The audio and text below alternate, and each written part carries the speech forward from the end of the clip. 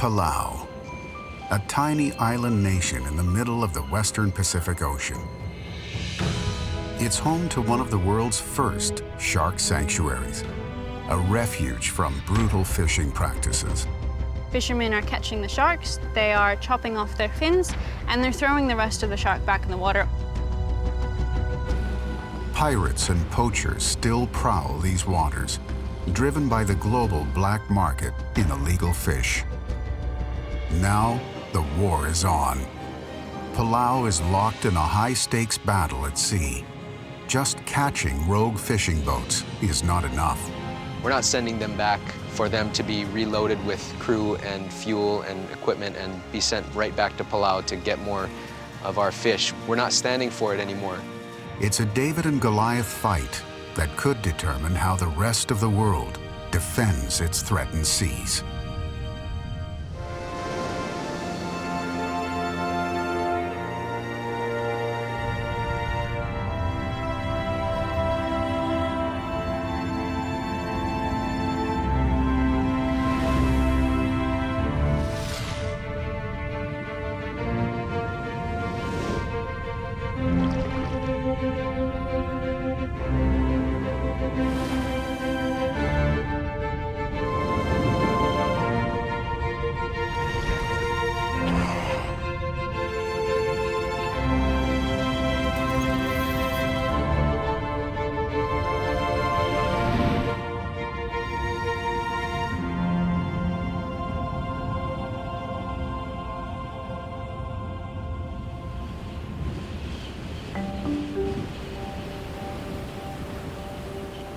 On the southwest reef of the Palau Islands, at a dive site known as Blue Corner, something rare begins to unfold.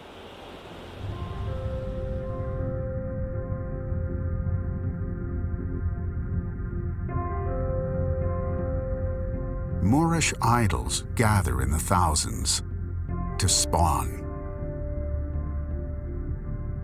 It's a ritual that happens just once a year, typically in the days leading up to the January full moon. Moorish idols, they're beautiful reef fish. When they aggregate all together in individual numbers of upwards of 200 to 300, they're all moving all together on the reef, backwards and forwards, making very distinct movements all together, and it's a really beautiful dance to see. A beautiful dance that invites predators. White-tip reef sharks circle the shoal.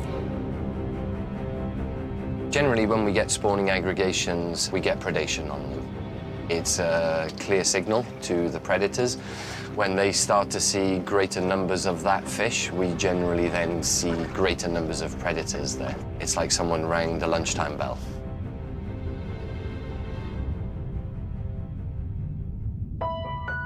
Distinctive bars of yellow, white, and black break up the outline of each Moorish idol, making it difficult for predators to tell where one fish begins and another ends.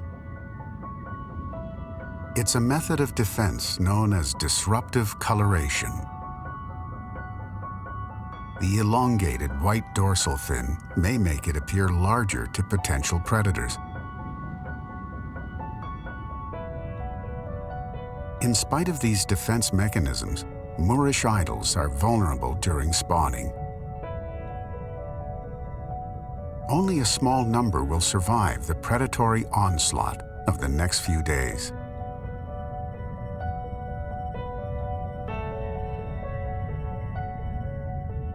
This spawning aggregation is an uncommon sight, even in Palau, where coral gardens regularly explode with spectacular displays of marine life.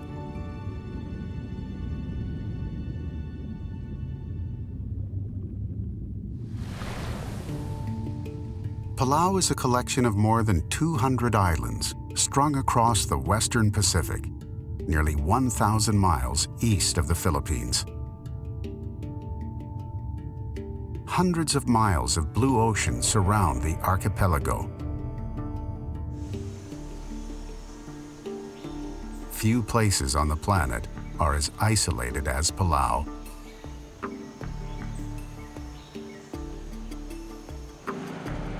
About 20,000 residents are scattered across just a handful of islands. Most live in Koror, the main commercial hub.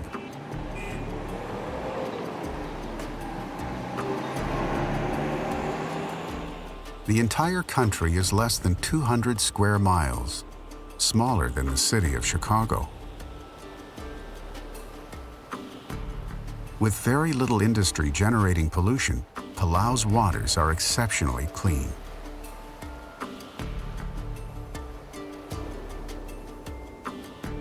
More than half of its gross domestic product comes from tourism. Among the most popular destinations are the mushroom-shaped rock islands, ancient relics of coral reefs, carved by wave erosion and blanketed in untouched emerald jungle.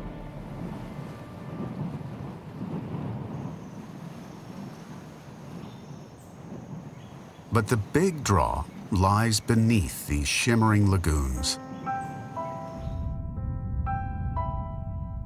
One of the world's richest reef ecosystems. Home to 1,500 species of fish, 500 species of coral, and more than 100 species of sharks and rays.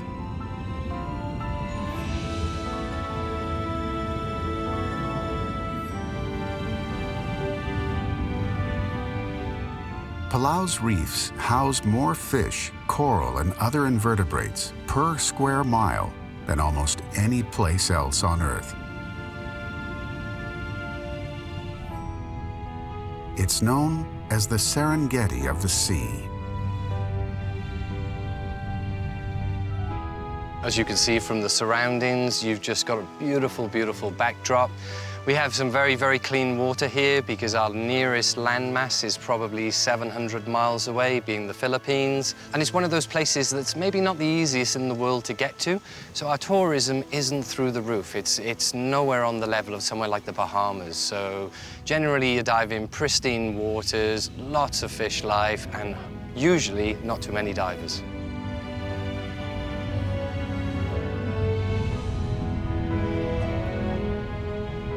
A monster school of blue streak fusiliers pours over the reef, feeding on zooplankton. 3 major ocean currents converge on Palau, ferrying species from across the Indian and Pacific Oceans. But the abundance of life here is due to marine geology. Palau sits on the tip of an underwater mountain that formed 70 million years ago. And as a result, you've got these beautiful ridges that drop on both sides of Palau. So you've got very deep trenches and amazing ocean geology. You've got very cold, nutrient-rich waters coming up from the deep, and that's bringing really high productivity on the shallower coral reefs, and that attracts all the amazing marine life. So you've got pelagic fish species, huge schools of fish, amazing species of sharks.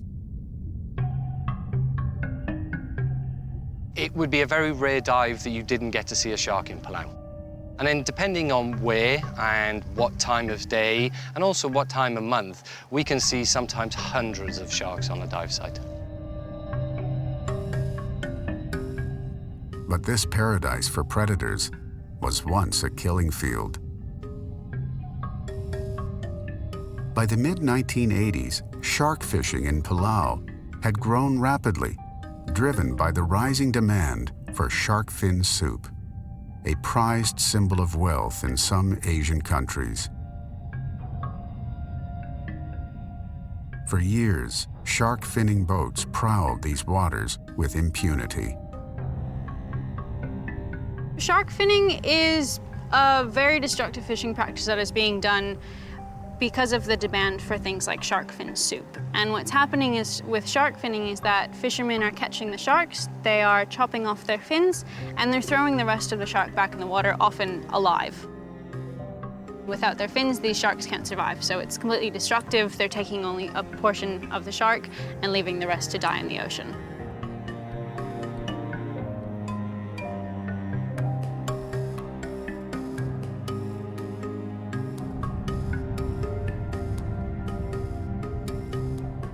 Shark finners ransacked these waters for decades. Then, in 2009, the government of Palau took action. It created one of the world's first shark sanctuaries, making it illegal to catch sharks in its seas. The shark sanctuary stretches over 230,000 square miles, an area roughly the size of France.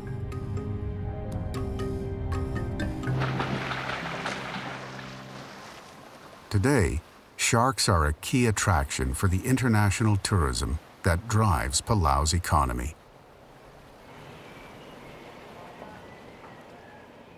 A lot of the divers come here because they want to see the sharks. They decided to protect those populations.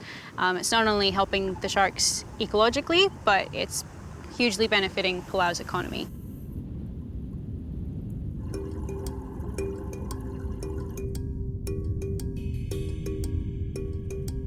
A study in 2012 measured the value of Palau's shark populations. A live shark is worth more than $170,000 annually in tourism, or nearly $2 million over its lifetime.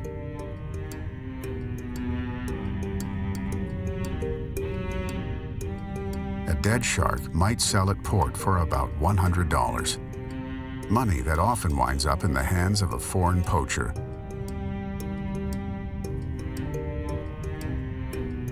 In a single year, a live shark can earn 1,000 times more for Palau's economy than a dead shark. Live sharks bring in $18 million to the economy each year. That accounts for 8% of the gross domestic product in Palau. So comparatively, it doesn't weigh up. The fishermen would essentially be making more by selling fish to be consumed by these divers that are seeing the sharks rather than catching the sharks themselves.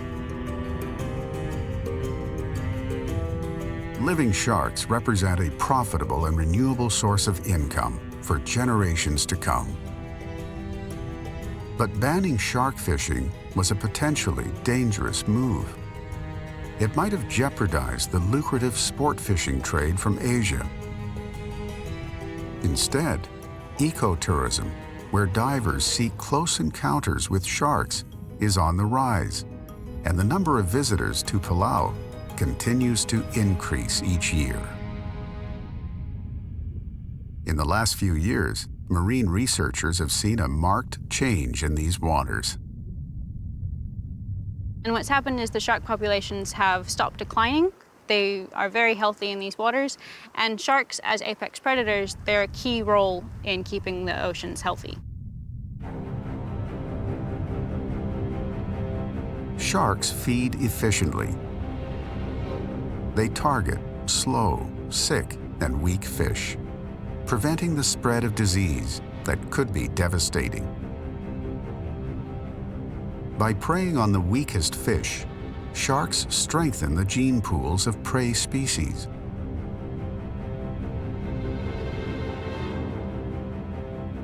Since the largest and healthiest fish are typically the most fertile, the result is larger numbers of healthy fish. But sharks also keep the overall populations of prey fish in check. A drastic decline in the number of large sharks can have a ripple effect, allowing prey populations to bloat and upsetting the delicate balance of the oceanic food web. Sharks are perfectly designed for their role as apex predators on the reef, the result of more than 450 million years of evolution.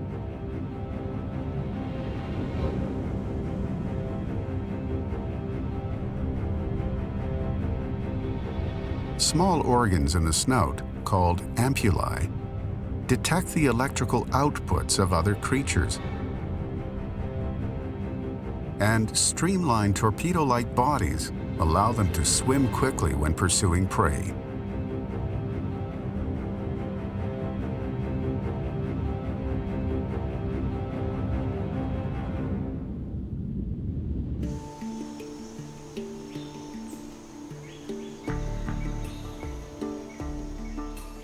In Palau's culture, the shark signifies bravery and strength. Sharks often adorn traditional Palauan meeting houses, called bais.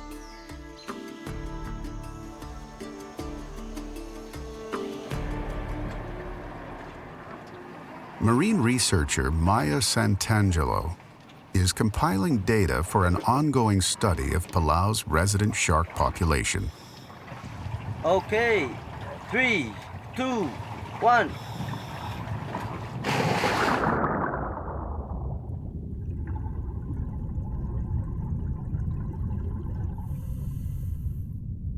So what we're doing is we're looking at individual sharks, how many we're seeing, what the sizes are, the sex of the sharks, any specific behaviors we're seeing, and we're also looking at how things like the number of divers, environmental factors like temperature and current, how that's affecting them. And hopefully what that's going to do is we're going to be able to produce a long-term data set, be able to monitor these shark populations over time.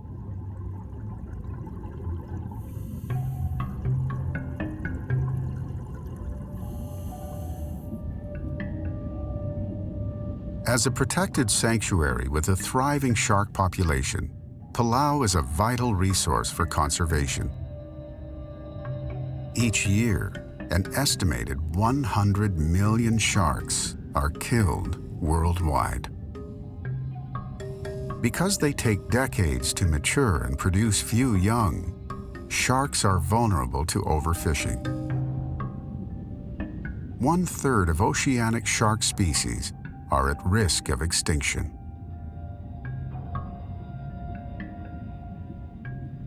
Data compiled here can encourage the creation of other shark sanctuaries around the world.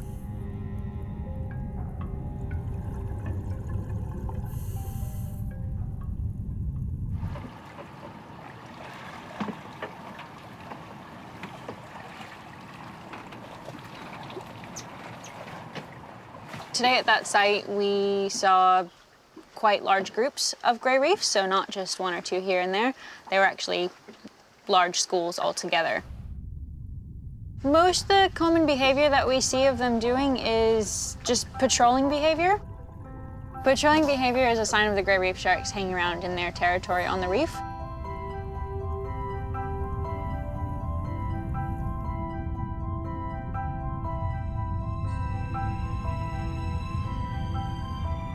These gray reef sharks have developed a cooperative relationship with the white-tip sharks on the reef. The white-tips stick closer to the shallows, where they hunt by forcing their flexible bodies into crevices on the reef. The gray reef sharks venture farther into deep water.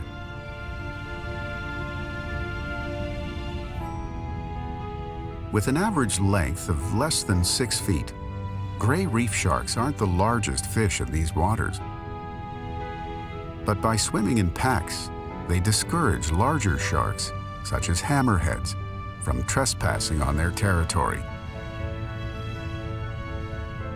Sharks' distant cousins, manta rays, can be easily identified by the unique spots on their bellies. But individual sharks are harder to catalog. Distinct features such as mating scars on females help researchers tell one shark from another and provide clues into seasonal behavior. If we start to see a lot of sharks that have mating scars, we know in our long-term data set that that is that time of year where they might be mating. And then we can start to think in the future how many months down the track we might start to see lots of juveniles after they've spawned. The most important thing about diving with animals as fascinating as sharks is that we're in their space. We need to respect their space. So if you compare diving with sharks, they're apex predators, you compare that to taking a stroll through African plains with lions all around you. We need to respect them, keep our distance from them. If we relax and enjoy what we're seeing, they'll be curious, they'll come close to us.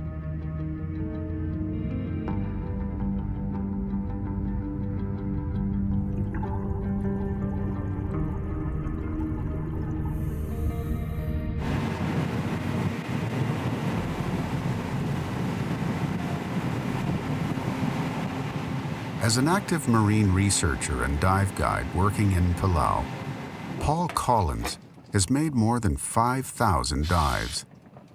Most of those spent with sharks, and I've never had a situation where I decided I needed to leave the water. Essentially, you're in their territory, you're in their domain. People paint this picture of shark as a hunter, a killer. Not at all.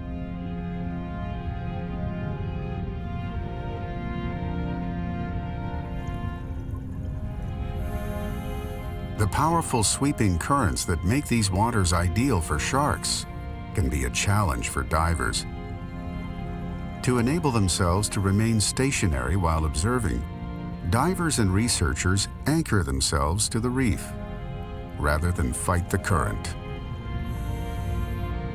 So instead of having to stay in one spot, swimming and struggling against the current, we use a reef hook, we attach ourselves to the reef, and that lets us relax and watch the shark show in front of us, basically. So it keeps ourselves off the reef. We're at a nice 45-degree angle from the reef, and we can sit there, relax, conserve our air, conserve our energy, and watch what's going on in front of us.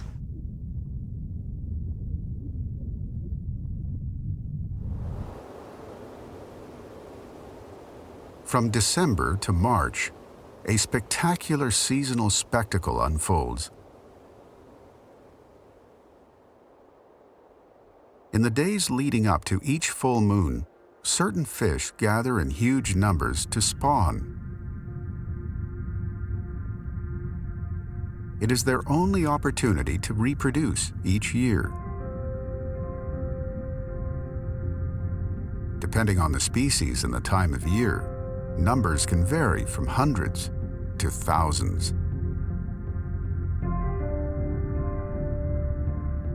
Typical mass spawning begins with fish migrating in numbers to a set location used every spawning season. For these Moorish idols, that season peaks in January and February. The fish will often aggregate for days before spawning. They gather along the outer reef edge, at a point where the current will sweep their eggs out to the open ocean and away from the predators that stalk the reef. Spawning, therefore, takes place during the outgoing tide, and when tidal fluctuations are the greatest, in the days leading up to the full moon.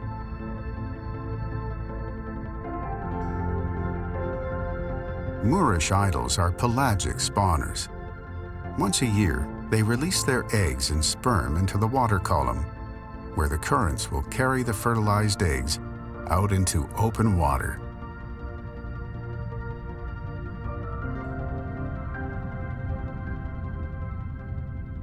The actual spawning of these fish has never been filmed or photographed.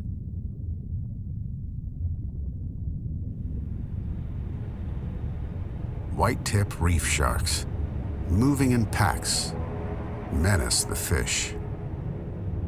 These sharks have come from miles away to feast on the spawning aggregation. One of the most exciting things about these spawning aggregations is the fact that they do attract a lot of these predators. The predators know that there's a lot of reef fish there for them to eat, so they take advantage of it. Schooling is one way that fish defend themselves from would-be hunters. There is safety in numbers. When the school is attacked by a predator, the odds are low that any one fish will be the prey.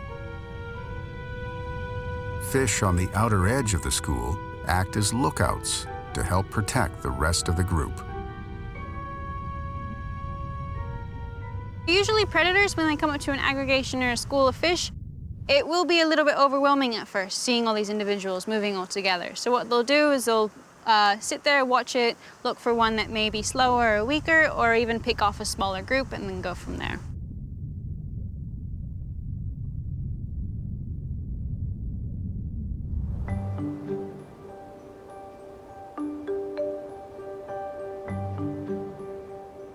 Dawn on the eastern side of the archipelago. At a remote location on the reef, thousands of red snapper rise from the deep to spawn on the outgoing tide.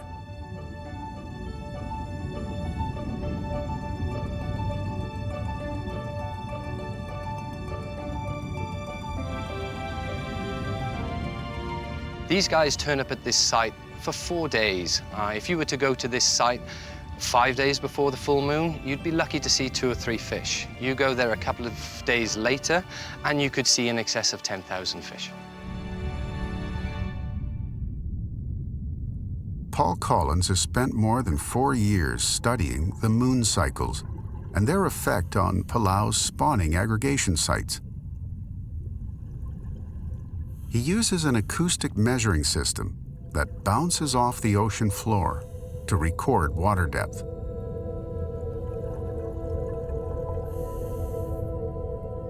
Data from 3 distinct red snapper sites are compiled into a geographic information system to create a 3D model of each aggregation site. What I found most interesting about especially the red snapper is the 3 different locations. They look almost identical underwater in terms of their depth, their proximity to deep water, their slope angle. It's amazing. It's though this is just the perfect habitat for these species to spawn. And even though these fish probably 100 miles away from each other have never interacted, they've chose the same type of site. It could tell you a number of different things. It might be that over the course of their evolution, that they've actually had the greatest success by spawning at these sites. Maybe it's these sites transfer the eggs offshore quickly so that they don't receive all the attention from the reef predators. It's a very, very good question, and it's an ongoing area of research. When it's time to spawn, males and females group in a cone shape and race up the water column to within 40 feet of the surface, where males and females release sperm and eggs simultaneously. Sperm swim through the water to fertilize the eggs. The spawning ritual lasts just seconds. Only the fastest and strongest fish prevail.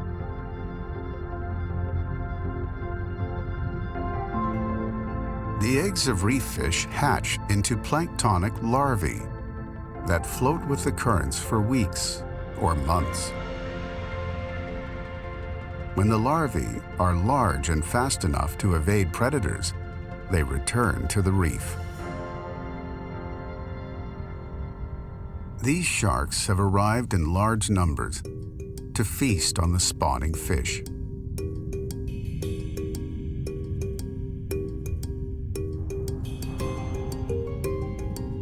A gray reef shark appears out of the blue and swoops onto the aggregation. Here on Palau's isolated coral reefs, predator and prey are locked in a daily battle for survival. But aggregations like these face a far more destructive threat: reckless overfishing. Spawning aggregations come together at predictable times and places, and the fishing boats that pursue them are relentless.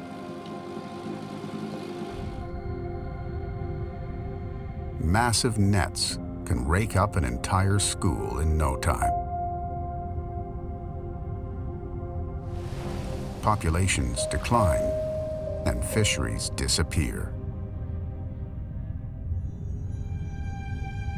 For centuries, the human population on Palau has depended on these reefs for its survival. Food security, having a reliable source of fish in the future, is a government priority. In 2014, the tiny country that bravely led the way on shark protection took its conservation efforts one step further. They banned all foreign fishing within its waters.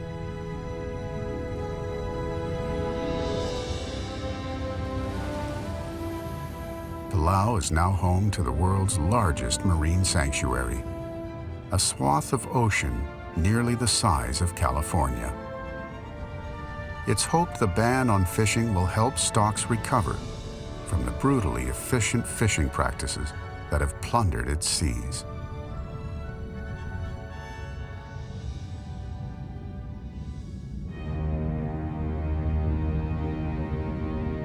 The Napoleon, or humphead wrasse, is a prized target of foreign poacher ships. It's one of the largest fishes on the reef, growing to 6 feet, weighing as much as 400 pounds. In Hong Kong and southern China, Napoleon wrasse are highly valued, selling for more than $500 per pound. Populations of Napoleon wrasse have declined 50% just in the last 30 years. Palau hopes the fishing ban will protect this endangered species before it's fished out of existence.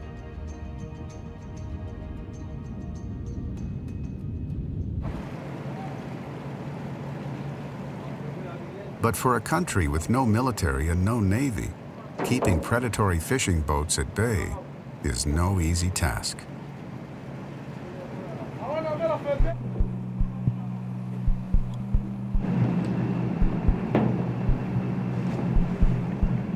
The Remelick is a 100-foot-long Pacific-class patrol boat provided by the Australian government.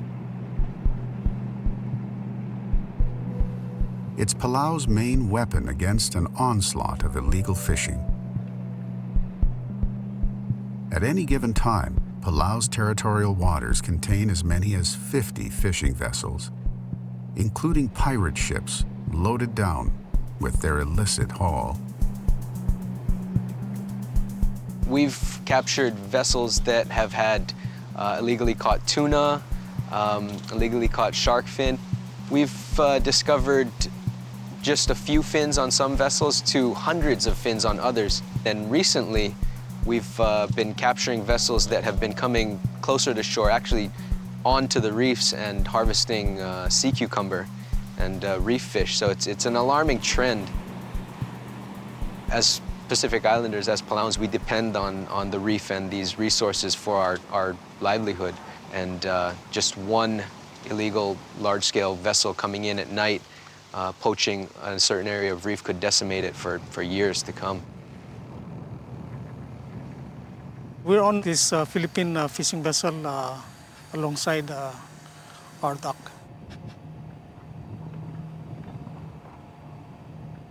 The vessel was stripped of its fishing gears. The fishing gears are in the containers on land. Fish were sold and donated to the public. Mainly fish on board were tuna, big eye, yellowfin. Over 20 tons of fish was on board.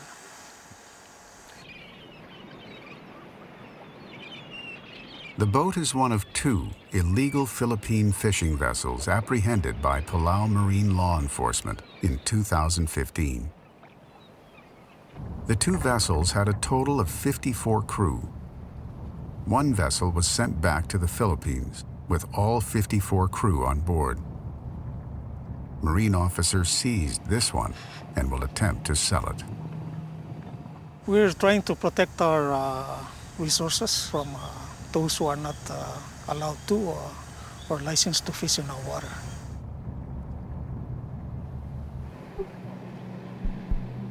It's a battle at sea. One patrol boat is tasked with keeping guard over nearly 200,000 square miles of ocean. Catching offenders red-handed is difficult. Illegal fishing boats sneak into Palauan waters, fill their nets, then flee to high seas pockets, where they're met by motherships. Pirates unload their illegal catch, refill their boats with gas and ice, then set off to do more damage. They're getting crafty, and I'm sure they have contacts here and other places where they see the patrol vessel leaving, and then they inform their vessels, and possibly they move out of our waters for the time being, and then once the patrol vessels docked at berth, then they come back and it's business as usual, and that's one of the downfalls of having one patrol vessel.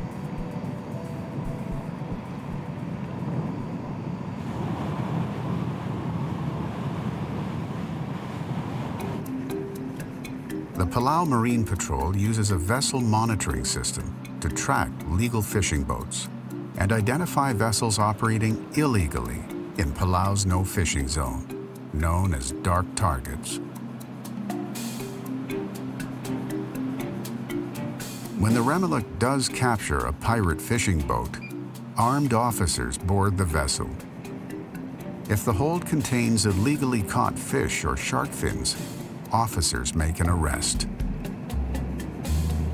If the vessel gets boarded, if it gets detained, if the catch gets confiscated, for the owner, that's really just the cost of doing business in the fishing industry. They probably just write that off and already kind of take for granted that a certain number of vessels are going to be captured each year. To prevent illegal fishing boats from entering Palauan waters in the first place, the government has taken extreme measures. One of the ways we've been trying to deter these illegal fishing activities is to make it financially not viable for the mother company to send them to Palau. Last year, after capturing 6 Vietnamese vessels within our reefs, Palau made the decision to strip the vessels of all hazardous and toxic materials, all fuel and oil, and then take them out to sea and then burn them in a show of strength that we're not going to tolerate poaching in our waters anymore.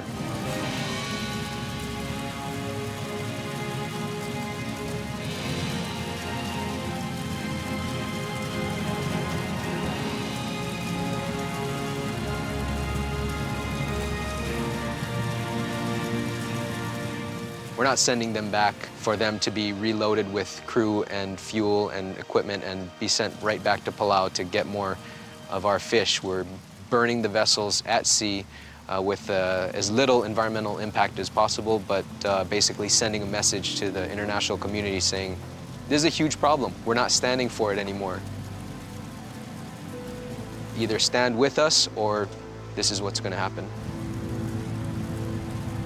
There's a lot at stake. Palau needs to protect its domestic fishing interests and the pristine reefs that harbor its natural wonders.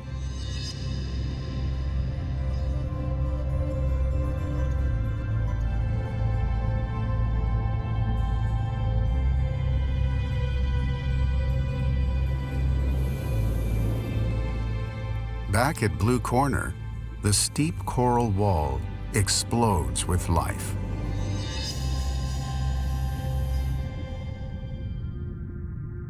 A large school of blackfin barracuda, more than 100 strong, hangs in the current. Barracuda are master predators. They strike their targets with 2 rows of razor-sharp teeth that shred fish into small pieces for easy digestion. It's a fiercely efficient technique that has served barracuda well for the last 50 million years. Finding yourself in a school of barracuda is a really humbling experience. They're quite large fish, up to 1 meter long, so it's a complete school of predators.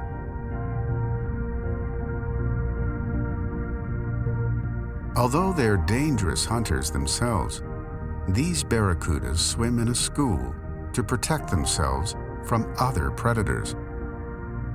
There are always bigger fish in the sea. On this coral shelf, gray reef sharks prey on the barracuda.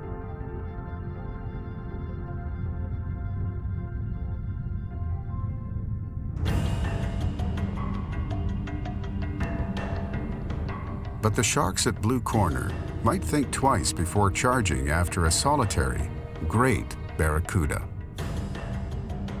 Unlike most species of barracuda, these are apex predators that reach lengths of 7 feet, weights of 100 pounds, and speeds of 35 miles an hour. This guy doesn't have many enemies down there.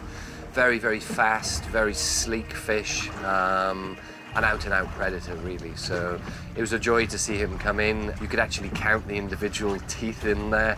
A little awe-inspiring to see how big the teeth were. So beautiful animal to see, and not one we see all the time. The great barracuda has arrived at Blue Corner for a specific purpose: to visit its cleaning station. It comes up to this area, it stops in mid-water and it sits there, and it opens its mouth nice and wide, and it lets all the cleaner wrasse come in and out of its mouth, along its gills, along the rest of its body, and pick off any parasites it's found. Cleaner wrasse are essentially keeping the rest of the fish healthy. They're picking off any parasites, the little dentists and doctors of the reef. The cleaning stations are a favorite spot for Palau's large and majestic mantas, the second largest fish in the ocean. And there are other rays on the reef: a marbled stingray and a feather-tail stingray resting on the sandy bottom. When we seen one today, as we approached, he had started to raise his snout a little bit, the very point of his body. Only by 3 or 4 inches, but generally it's a warning sign. It's a sign to tell you that he's not happy. It's also a very good cue to realize that he's about to take off and head away. So as we approached today, he did do exactly that, lifted his snout and then came off the bottom, turned, and then just disappeared off into the blue. Lovely to see.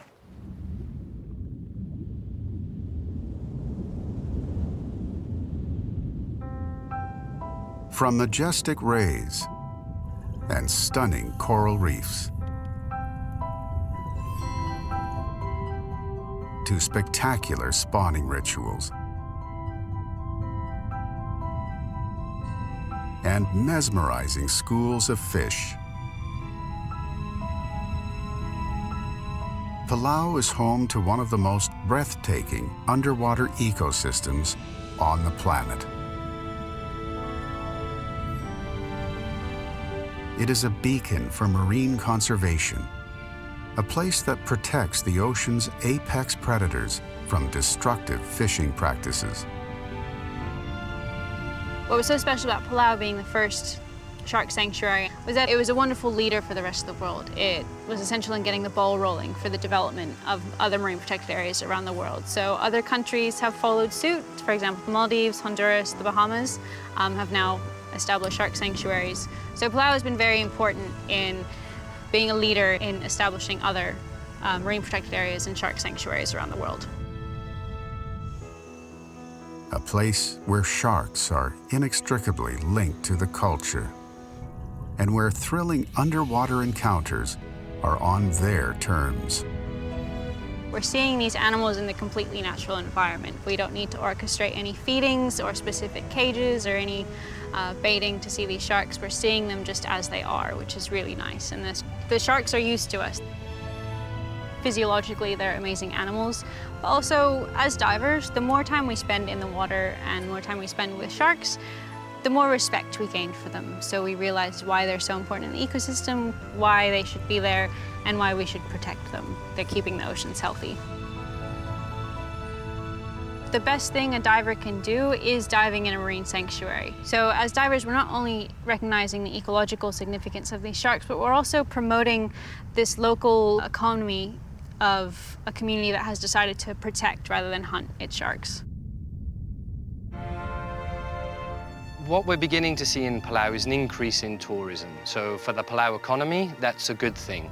We have to balance that in Palau with its impacts on the reef. Maybe policing it a little bit and really instilling into the guides, who are role models for people who come here, that this is a pristine environment and that we need to keep it a pristine environment, and that essentially the guides are the guardians of Palau as underwater environment.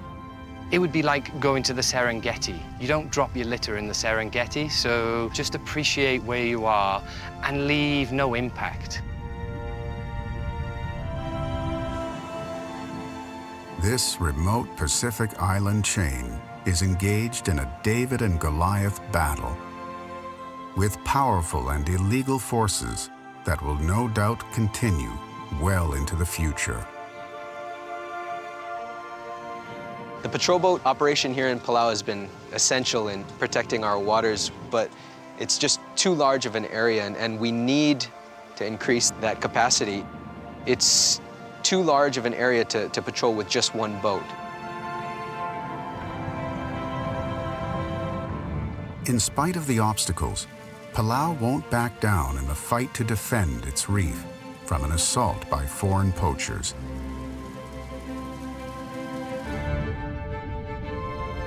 Palau's struggle to protect itself will determine the future of this island paradise. The tiny country that led the way on shark preservation and banned foreign fishing to give its threatened species a fighting chance would be lost without its ocean. It's essential to our survival, basically. Every day, fishermen go out to catch fish to feed their families. Pacific Islanders are inherently connected to the ocean.